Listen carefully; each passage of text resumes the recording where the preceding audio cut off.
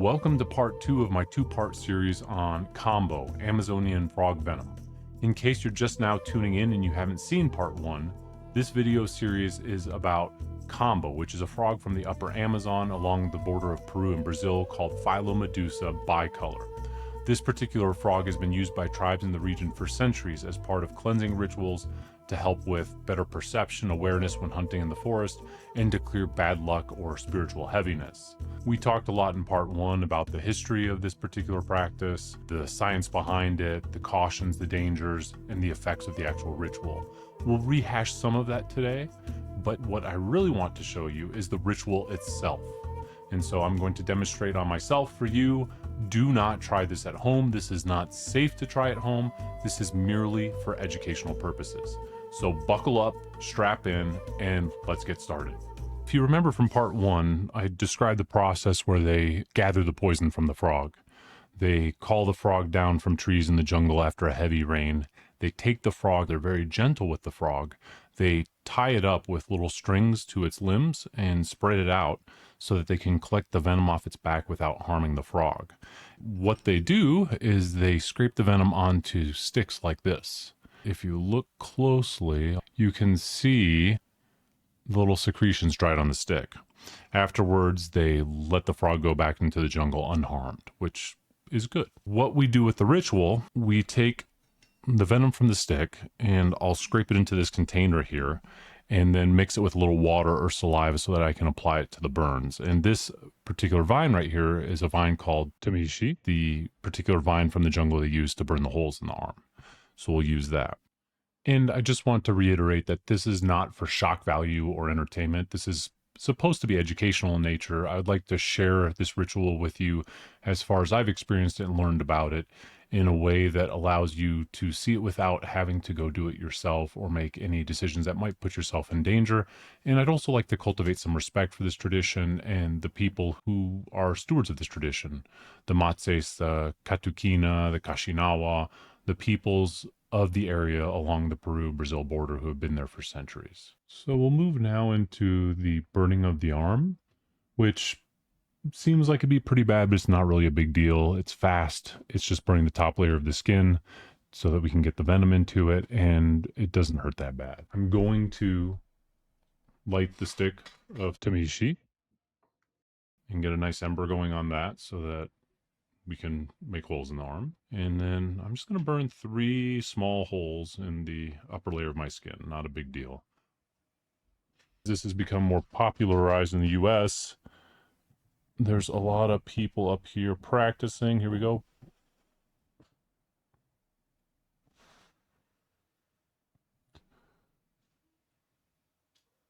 But I personally believe in keeping this practice as traditional as possible. Granted, we're not keeping it in the jungle. There's already some amount of cultural appropriation, I guess you could say, in the fact that we're doing this in the first place. But I like to try and respect it as much as possible. And I feel like people are getting really silly with putting too many points, which is dangerous, making silly designs, trying to liken it to other systems such as Chinese medicine or Ayurveda with chakras and acupuncture points. And that's not how this was intended. It's not how it's used by the people down there. It's a systemic medicine. It releases peptides into your body that have physiological effects, and they're global. So creating some sort of chakra design or even putting on acupuncture points, really, one, it doesn't make sense. And 2, I feel like it's a very typical Western thing to take something we learned from another culture and just slap whatever we want on top of it, which I don't think is appropriate, and I don't like it. I think it's kind of dumb. You know, if I know you and you have some weird designs on your body from Kambo, I don't mean any disrespect. It's just my personal opinion on this practice. So that's how I feel. Next, I'm going to take a little bit of water and dip it into the frog venom to rehydrate it so I can apply it to the wounds. At this point, I typically like to say a prayer just of thanks to the frog, to the peoples that bring it to us, to the jungle itself. I feel too contrived doing that on camera, so we're going to cut. I'm going to do that, and then we'll get to it. First, we just Scrape open the burns so we can get to the skin underneath. Looks good. And then we start applying the venom.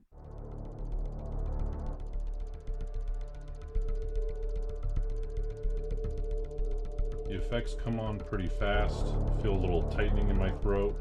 Heart rate starts to increase a little bit. Sometimes the vision can start to go. Temperature starts increasing, a little bit of sweating. Whew. It's been a little while since I've done this. You feel a tightening in the stomach. Sometimes I get a weird taste in the back of the throat. And the goal, although it's not failure if you don't reach that, but the goal is to have a purge, a vomit, have things come out.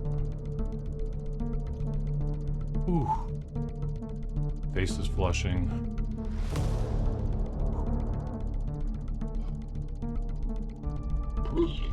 Really important to have a bucket. It's an intense experience. I don't do it often for this reason. And it's also believed that as you sweat, you're purging out toxins as well. Whether or not this is true, I can't tell you.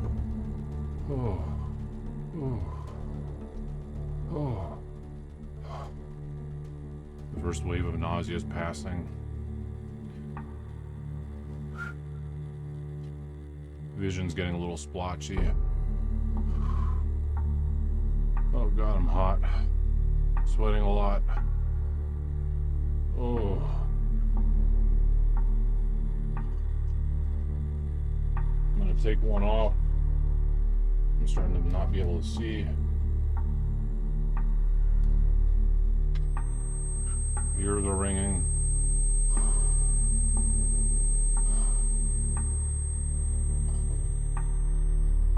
Oh, it's kind of evening out.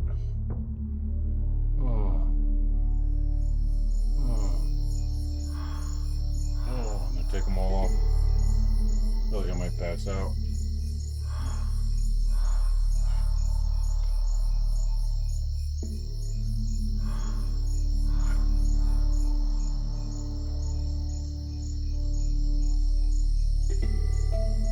Starting to ease up a little bit.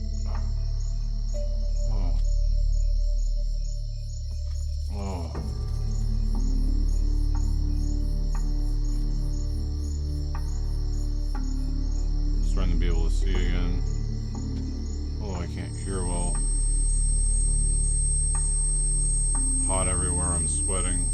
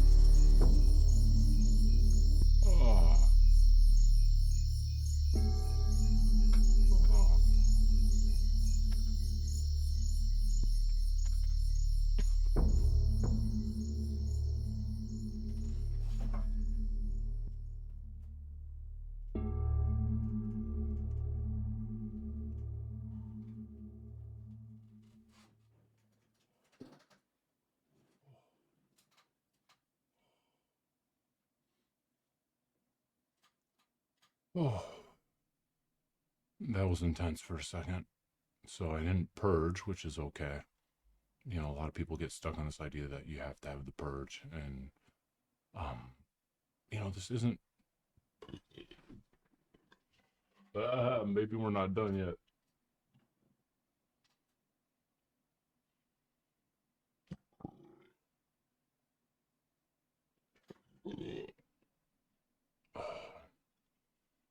The purge isn't necessary for the ritual if you think about the chemical properties behind this. The peptides are the effect in your body, what they do in the body. It's not necessarily having to vomit that achieves the result. So these peptides are having an effect on your body aside from heart rate, nausea, vomiting, contraction of the gallbladder. And they also have immune modulating properties. They're antibacterial. They have some opioid like effects, so they give you a sense of euphoria. And so the health benefits extend beyond this idea that you have to purge out toxins, although in the jungle they do believe that you are removing toxins through the purge, whether it comes out the front or the back, and the profuse sweating, which I am definitely sweating. So you're supposed to bathe afterwards to wash that off of you. Also, your face swells like mine did on this one. So, they say that's also you're turning into a frog. It's the spirit of the frog. Um, and I've got some facial swelling for sure. Got really intense there. Remind me of why I don't do this very often anymore. And as I stated, do not try this at home. It is dangerous. It can be life threatening. So that's Kambo. It's no joke. It's no joke, man. I'm a tough guy, and it scares me.